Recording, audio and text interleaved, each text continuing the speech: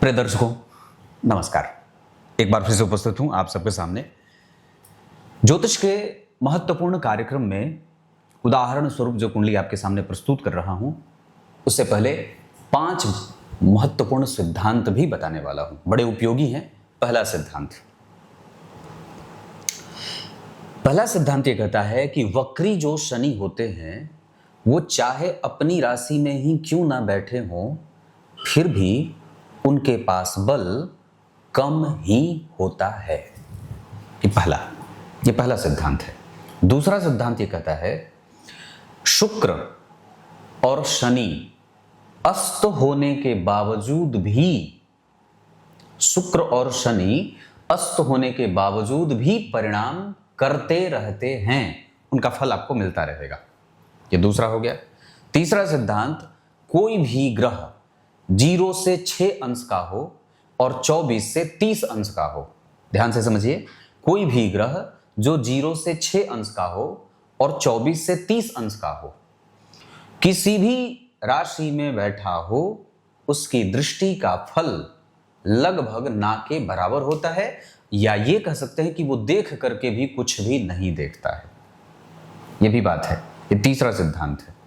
चौथा सिद्धांत आचार्यवर लिखते हैं कि जन्म कुंडली के अष्टम और जन्म कुंडली के द्वादश, जन्म कुंडली के 8वें और 12वें भाव में शुभ ग्रह चाहे अपनी ही राशि में क्यों ना बैठे हों, थोड़े बहुत कमजोर परिणाम जरूर करते हैं।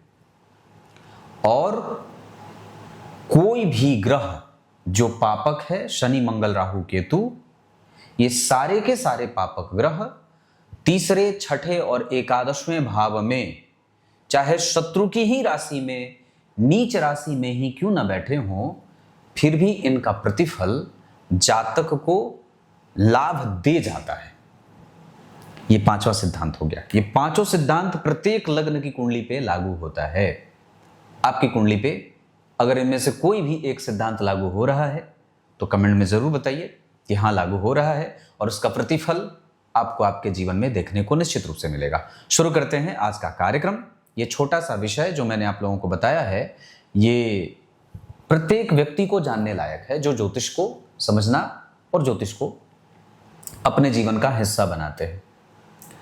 याद रखने वाली बात एक और भी होगी कि किसी भी अवस्था से, बहुत ध्यान से समझिएगा, अगर किसी भी अवस्था में जन्म कुंडली के 7वें भाव पर देवगुरु बृहस्पति की दृष्टि पड़ती है पश्चिम दिशा में, जन्म कुंडली का 7वां भाव पश्चिम दिशा होता है, लग्न पूरब है, 10वां स्थान दक्षिण है और चतुर्थ स्थान उत्तर दिशा है, तो क्या शास्त्रकार लिखते हैं कि जन्म कुंडली के 7वें भाव पे अगर देवगुरु बृहस्पति की दृष्टि होगी तो ये बहुत ही ज्यादा अच्छा और शुभ परिणाम इसके मिल जाते हैं। तो 7वें भाव पे कहां से गुरु देखेंगे? एकादशवें भाव से देखेंगे, पश्चिम दिशा में। पश्चिम दिशा की बात है।